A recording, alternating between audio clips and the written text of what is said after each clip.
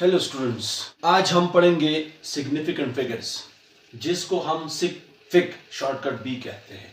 Significant figures first year और class 9th में हमारे पास जो पहला चैप्टर है उसमें शामिल है। आज हम सिग्निफिकेंट फिगर्स पढ़ेंगे नहीं बल्कि समझेंगे।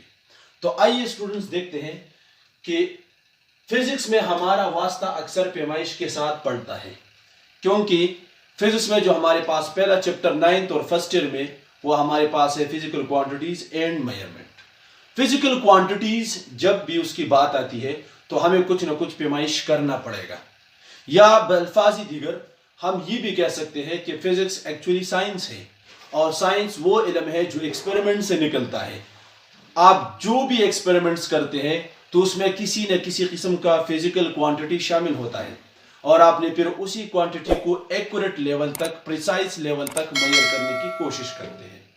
तो यहां पर अगर हम मिसाल लें कि हमारे पास फिजिकल क्वांटिटीज में टाइम, लेंथ, मास और इसके अलावा और भी बहुत कुछ आ सकते हैं, जिसके हम फिजिक्स में क्या करते हैं, पैमाइश करते हैं और कोशिश करते हैं कि एक्यूरेट और प्रिसाइज पैमाइश की जाए।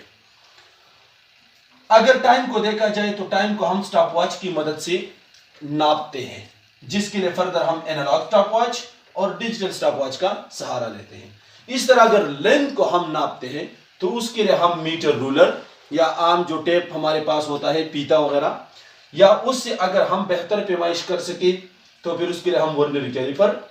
अगर इससे भी बेहतर पैमाइश की या प्रिसाइज पैमाइश की जरूरत हो तो फिर हम स्क्रू गेज का इस्तेमाल करते हैं। आइए स्टूडेंट्स, सिग्निफिकेंट फिगर्स को समझने के लिए सबसे पहले हम टाइम का जो फिजिकल क्वांटिटी है उसकी एग्जांपल लेते हैं। First we talk about the time measurement we will use. अगर टाइम मेजरमेंट की हम बात करते हैं तो इसके लिए हम इस्तेमाल कर सकते हैं एनालॉग स्टॉपवॉच।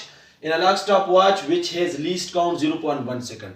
एनालॉग स्टॉपवॉच वो स्टॉपवॉच हो सकता है जो हमारे पास 1 सेकंड का 10वां हिस्सा नाप सकते हैं। 1/10 से हमें 0.1 सेकंड आएगा, यानी इसका लीस्ट काउंट हमारे पास 0.1 सेकंड होता है। नंबर 2 हमारे पास डिजिटल स्टॉपवॉच है which has the least count 0.01 second. यानी डिजिटल स्टॉपवॉच वो होता है जो 1 सेकंड का 100वां हिस्सा, जिसका लीस्ट काउंट 0.01 सेकंड होता है। ठीक है, तो ये दो डिवाइस हम यूज कर सकते हैं टाइम मेजरमेंट के लिए। उसमें से जो पैमाइश हमारे पास आएगा उसमें हम सिग्निफिकेंट फिगर्स की बात करते हैं, उसको बुनियाद से समझने की कोशिश करते हैं। इस वजह से मैं इन चीजों को इंतहाई बुनियाद से लेके जा रहा हूं। सपोज मेरे पास कोई टाइम इंटरवल डेल्टा टी, इसको मैंने नाप लिया 4.5 सेकंड। डेसिमल पॉइंट के बाद जो एक हिंसा आता है तो इससे ये पता चलता है कि हमारे पास एनालॉग से लिया गया पैमाइश है, क्योंकि यहाँ एनालॉग का जो लीस्ट काउंट है वो 0.1 सेकंड है। अगर इसी पैमाइश को टाइम डेल्टा टी को मैंने एक मरतबा फिर नाप लिया तो दूसरी मरतबा मेरे पास इसकी वैल्यू आई 4.52 सेकंड्स। अब हमारे पास अशारिया के बाद 2 हिंसे आ रहे हैं, तो इससे पता चलता है कि उसको मैंने डिजिटल स्टॉपवॉच की मदद से मेजर किया है, क्योंकि यहां पर डिजिटल स्टॉपवॉच में डेसिमल पॉइंट के बाद 2 हिंसे है। ठीक है, तो पहले पैमाइश में हमारे पास ये 4.5 के बजाय 4.4 भी हो सकता है, 4.6 भी हो सकता है। यानी अशारिया के बाद जो एक ये हिंसा, आखिरी हिंसा आ रहा है, ये हमारे पास शक में है, जिसको हम डाउटफुल डिजिट कहते हैं। जबकि इससे पहले जो हमारे पास 4 है ये हमारे पास एक्यूरेटली नोन डिजिट है, क्योंकि हमारे पास पैमाइश जो होता है अगर डिवाइस भी एक्यूरेट है, ठीक है, इसमें किसी किस्म का एरर नहीं है, बंदा भी एक्सपर्ट है, एनवायरमेंटल मसले भी नहीं है, तो इसमें हमारे पास जो एरर आ सकता है वो 4.5, 4.6, अशारिया के बाद जो डिजिट है इसमें ऊंच नीच आ सकती है। अगर इसी पैमाइश को हम डिजिटल से नाप ले तो फिर हमें 4.52 रिजल्ट मिलेगा। अब यहां पर अगर देखा जाए तो 0.52 यानी ये जो 2 हिंस है ना, ये 51 भी हो सकता है, 50, 52। ठीक है, तो इसमें हमारे पास ऊंच नीच आ सकती है, यानी कि इसमें हमारे पास ये जो थर्ड डिजिट है ये डाउटफुल है, इसमें हमारे पास गलती की गुंजाइश है। ये डिवाइस की लिमिट होती है कि हमारे पास किस हद तक पैमाइश कर सकता है। यानी कि डिजिटल स्टॉपवॉच 1 सेकंड का 100वां हिस्सा नाप सकता है। 100वां हिस्सा यानी कि 0.01 सेकंड, यानी कि 0.01 सेकंड तक ये गलती भी कर सकता है, इतना ज्यादा या इतना कम भी बता सकता है। तो हम कहते हैं कि हमारे पास जो लास्ट 2 है ये डाउटफुल है, और इससे पहले जो 2 डिजिट है हमारे पास एक्यूरेटली नोन है। अब बात करते हैं हम लेंथ मेजरमेंट की। इसके हम एक एग्जांपल लेते हैं। now we talk about the length measurement we will use। अगर हमने लेंथ मेजरमेंट करना है तो हम क्या इस्तेमाल करेंगे, नंबर 1 हम मीटर रूलर इस्तेमाल कर सकते हैं, कोई आम पैमाना वगैरह। उसमें क्या होता है, metre ruler has a least count 1 millimetre. Metre ruler जो कम से कम पैमाइश कर सकता है वो 1 मिलीमीटर है। जैसा कि इमेज में दिखाई दे रहा है कि मीटर रूलर के ऊपर हमारे पास 1 मिलीमीटर तक के निशानात हो सकते हैं, जो 1 मिलीमीटर तक पैमाइश कर सकता है, तो जाहिर बात है इसका लीस्ट काउंट 1 मिलीमीटर है। वर्नियर कैलिपर हम इससे बेहतर अगर इस्तेमाल करना चाहे तो वो इस्तेमाल कर सकते हैं vernier calliper. Vernier calliper has a least count 0.1 millimetre. हमने इसको चैप्टर 1 के स्टार्ट में जब हमने वर्नियर कैलिपर को डिस्कस किया था तो उसमें हमने कहा कि ये 1 मिलीमीटर का 10th पार्ट तक चेक कर सकता है, जो कि मीटर रूलर से बेहतर पैमाइश है, प्रिसाइज पैमाइश है। तो इसको हम, इसका लीस्ट काउंट 0.1 मिलीमीटर है। अगर हमें इससे भी बेहतर पैमाइश चाहिए तो फिर हम इस्तेमाल कर सकते हैं तीसरे नंबर पे screw gauge, which has a least count 0.01 millimetre. यानी कि स्क्रू गेज की मदद से हम 1 मिलीमीटर का 100वां हिस्सा चेक कर सकते हैं, यानी यहां तक हम पैमाइश कर सकते हैं। ये 3 डिवाइसेस हो गए हमारे पास। अब आइए आते हैं कुछ पैमाइश करते हैं, और कुछ 3 पैमाइश हमें दिए गए हैं या हम पैमाइश करते हैं। नाउ सम लेंथ हमारे पास गिवन है which is a del L। तो ये लेंथ हमारे पास 4 मिलीमीटर है, तो इसे पता चलता है कि ये हमारे पास मीटर रूलर से लिया गया पैमाइश है। तो ये 4 भी हो सकता है, 5 भी हो सकता है, 3 भी हो सकता है, 6 भी हो सकता है, यानी कि इसमें 1 मिलीमीटर का। तो जो पहला हिंस आपको नजर आ रहा है यही डाउटफुल है। इसमें यहाँ जो हिंस है इसमें एक्यूरेट नहीं है, ये डाउटफुल है। ठीक है, तो अगर इसको हमने इस पैमाइश को अगर देखा जाए, यही पैमाइश एक और आली की मदद से किया गया है 4.2 मिलीमीटर। तो इसे पता चलता है कि अशारे के बाद एक हिंसा है, तो इससे हमें पता चलता है कि ये वर्नियर कैलिपर की मदद से लिया गया है। यानी कि इसको हमने 1 मिलीमीटर के 10 पार्ट तक प्रिसाइज मेजरमेंट की है, तो हम कह सकते हैं कि इसमें हमारे पास 4.1 भी हो सकता है, 2 भी हो सकता है, 4.0 भी हो सकता है। यानी कि अशारे के बाद जो एक हिंस है ना, ये हमारे पास डाउटफुल है, क्योंकि 0.1 मिलीमीटर इतना एरर हमारे पास वर्नियर कैलिपर में मौजूद है। तो अगर आप इसको 0.1 इसके साथ ऐड कर ले या सब्ट्रैक्ट कर ले तो ये 4.1 बन जाएगा या 4.3 बन जाएगा। इसका मतलब है कि हमारे पास ये जो 2 हिंसा है ना, ये ऊपर नीचे हो सकता है, जो लास्ट डिजिट है ये डाउटफुल है, और 4 हमारे पास एक्यूरेटली नोन है। अगर इस तीसरी पैमाइश को देखा जाए 4.23, सेम चीज है, सेम थिंग है, उसको हमने पैमाइश किया हुआ है अशारे के बाद हमारे पास 2 हिंस आ रहे हैं। इसका मतलब है कि इसको हमने मेजर किया है with the help of screw gauge, यानी कि डेसिमल पॉइंट के बाद 2 हिंस हमें बताते हैं कि हमारे पास 23 के बजाय 24 भी हो सकती है, 22 भी हो सकती है। क्योंकि अगर स्क्रू गेज के लीस्ट काउंट 0.01 को इस पैमाइश के साथ ऐड किया जाए तो ये 4.24 बन जाएगा। अगर इससे सब्ट्रैक्ट किया जाए तो ये 4.22 हो जाएगा। यानी कि ये जो लास्ट डिजिट है ना 3, ये हमारे पास ऊंच नीच इसमें आ सकती है, ये हमारे पास डाउटफुल है। बाकी जो 4 और 2 है ये हमारे पास एक्यूरेटली नोन डिजिट्स है। तो इससे हम डिफिनीशन इन 2 टाइम मेजरमेंट से और लेंथ मेजरमेंट से, दोनों से मैंने जो मेजरमेंट्स की उसको हमने मुख्तलिफ आलों की मदद से की, तो उसने हम ये रिजल्ट कंक्लूड किया कि the number of significant digits in any measurement is actually the numbers which are accurately known and the first doubtful digits. All these are called the strength. तादाद जो इनका है इनको हम सिग्निफिकेंट फिगर्स कह सकते हैं। यानी कि सिग्निफिकेंट फिगर्स वो हिंसे हैं किसी भी पैमाइश में जो हमारे पास एक्यूरेटली नोन हो और पहला डाउटफुल हो। डाउटफुल भी हमने यहाँ पर दोनों मिसालों में टाइम और लेंथ के और एक्यूरेटली नोन को भी हमने खूब समझा। आइए हम सिग्निफिकेंट डिजिट्स के डेफिनेशन के बाद इनकी जो रूल्स होते हैं कि अगर आपके पास कोई मेजरमेंट गिवन हो, कोई नंबर गिवन हो, तो उनमें हमारे पास सिग्निफिकेंट फिगर्स के लिए क्या रूल्स है, कौन सिग्निफिकेंट हो सकते हैं और कौन हमारे पास सिग्निफिकेंट नहीं हो सकते। तो स्टूडेंट्स हमने यहाँ पर 2 चीजें समझ ली, यानी कि इन पैमाइश में हमने 4 ये डाउटफुल है क्योंकि 5 भी हो सकता है, 3 भी हो सकता है। इस पैमाइश में 4 एक्यूरेटली नोन और 2 डाउटफुल है। इसमें 4 भी एक्यूरेटली नोन है, 2 भी एक्यूरेटली नोन है और 3 जो है ये 1 भी हो सकता है, 4 भी हो सकता है, तो ये हमारे पास डाउटफुल है। तो हम कह सकते हैं कि एक्यूरेटली नोन और डाउटफुल डिजिट्स जो टोटल तादाद जो है इसको हम सिग्निफिकेंट फिगर्स कहते हैं। यानी सिग्निफिकेंट फिगर्स जमुसरा द एक्यूरेटली नोन और द डाउटफुल सुमरम इंसीदी दाहुई तादाद ता सिग्निफिकेंट फिगर्स हुई। स्टूडेंट्स इसके बाद हम सिग्निफिकेंट फिगर्स किसी भी पैमाइश में किस तरह मालूम कर सकते हैं या किसी नंबर में किस तरह मालूम कर सकते हैं, तो उसके लिए हमारे पास कुछ रूल्स हैं। उस रूल्स को अगर हम जहन में रखें तो हम बड़ी आसानी से सिग्निफिकेंट फिगर्स मालूम कर सकते हैं। वैसे किसी भी पैमाइश में हमारे पास पहला डाउटफुल डिजिट होता है, सेकंड थर्ड तो नहीं होता। इसका मतलब है कि हमारे पास पूरा पैमाइश क्या होता है, सिग्निफिकेंट होता है। लेकिन उसमें जीरो का मसला हो सकता है, जिसकी वजह से कभी कभार जीरो सिग्निफिकेंट होता है और कभी कभार जीरो सिग्निफिकेंट नहीं होता। तो इसलिए हमने रूल्स को जहन में रखना है।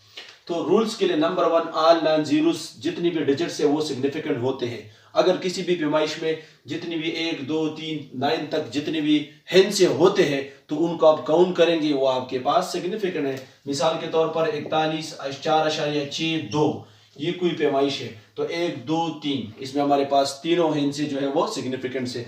अगर इसके सामने हमने सेकंड लगाया तो इसका मतलब है कि ये टाइम है और इसको हमने डिजिटल स्टॉपवॉच की मदद से काउंट किया हुआ है, जिसका लास्ट डिजिट जो 2 है ये ऊंच नीच हो सकता है, बाकी 4 अवर्ची एक्यूरेटली नोन है, और जिसका आखिरी पैमाइश 4.99 हो सकता है। अगर 100 हो जाए यानी कि 1 सेकंड का 100वां हिस्सा तो फिर ये रीडिंग हमारे पास 5 हो जाएगी।